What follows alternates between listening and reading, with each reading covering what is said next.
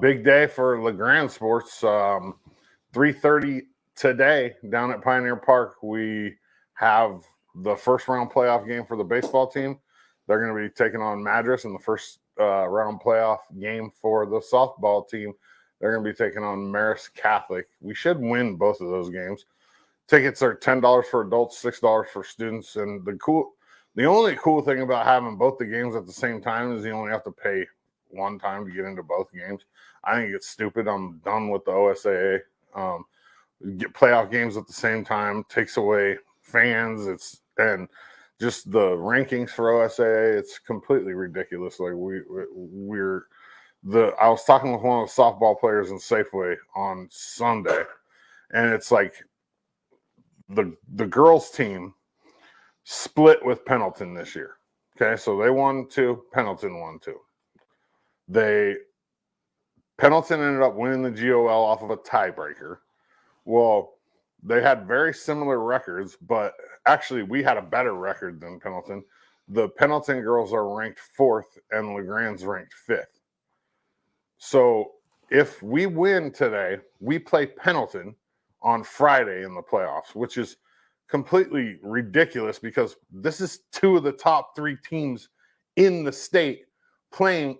I mean, arguably, but according to anybody outside of OSAA, including the coaches, they're 2 of the top 3 teams in the state, and they're going to end up playing in the second round of the playoffs when they should be playing in the semifinals or the finals. And it's getting really old. And the girls' argument in Safeway was, well, the boys, so if we look at the boys' side, we're ranked 5th in the state. Pendleton beat us 3 out of 4, and they have a very similar record as us. And Pendleton's ranked number 6 behind us. It's frustrating. So yeah, go check those games out today. It's gonna be awesome. This last weekend was a huge weekend. On Friday we did the golf tournament for EOU, and then Saturday we had it was blue and gold weekend. So it started out with the alumni volleyball game. I'll show you guys some pictures from that. These are a few of the alumni. One of the coach, Jesse White, Madison Pylon, Megan Bunn. Here's Jet Taylor, who actually went and played at Boise State for her 5th year, so she played 4 years at EOU and then 1 year at Division I volleyball. Just a couple of the these are all alumni people. That's Malia Mills. She's the new assistant athletic director up at EOU. And then after the football game, we had the soccer game, and it's another one of the alumni. They bring back a bunch of guys, and they had like 25 or 30 alumni guys. It was crazy. Like how many guys like living vicariously through alumni. But this is Aldo Rivas. He's an alumni, and he actually works up at the hospital. He's getting his nursing degree. And then finally the football game on Saturday, the spring game, which it doesn't really give you a tell-all for next season because all the guys that are coming in the fall, so the guys that came early are the new guys that are playing. And we have a transfer from Central Washington, the GNAC Player of the Year Division II, coming in at quarterback in June, actually, is when he's going to be here. But here's some pictures from there. There's Josh Mendoza, all-conference safety. Brody McMillan, he's a LeGrand kid, and he'll actually get some time this year. He was out last year with a knee injury. I like that shot right there. Yeah, that's a good shot. This is Walker Camp, Andre Martinez. He scored on a touchdown. The way they play that game is kind of weird, though. The defense starts with 21 points. So it's defense versus offense. Right. Defense starts with 21 points. The offense just has the ball all the time, and they're starting at the 20.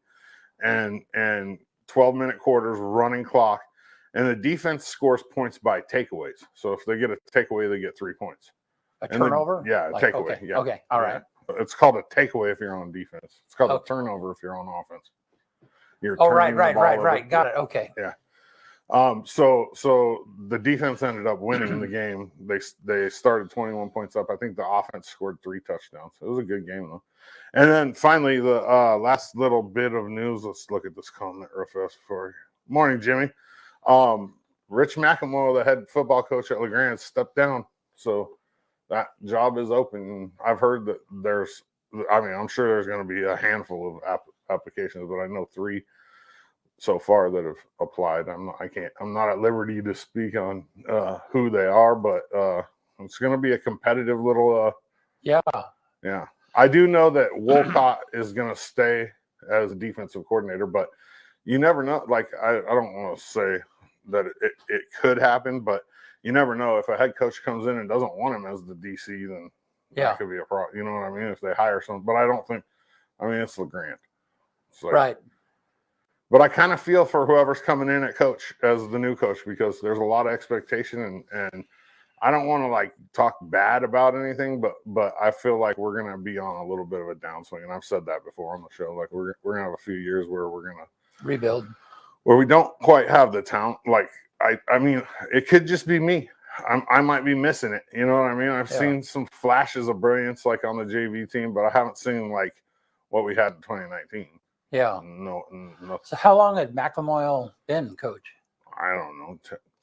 8 years, 10 8 years. or 10, a long time. Yeah, something like that.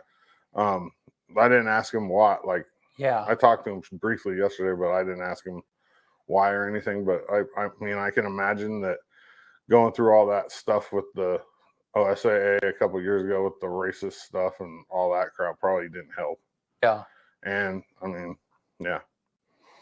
The one thing I do, so me personally, like, and he got through it fairly well, but I don't like varsity head coaches coaching their own kids.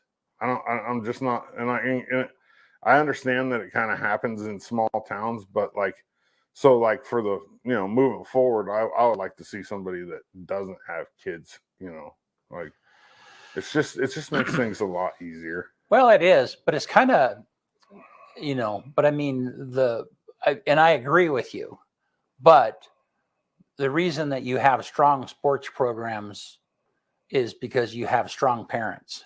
Yeah, but at a varsity level, that doesn't play into who the head. No, but I mean, the fact is if you have a group of parents and a group of kids, and they're kind of going along as those kids age, then those, to support that group of kids, those parents are taking on more and more responsibilities. Yeah, but historically at the high school level, that's when you pass your kids off. Yeah, it's like, okay, I coached you all the way through middle school, and now it's somebody else's. Yeah, it's let's let somebody else do it, and I'm just not a fan of.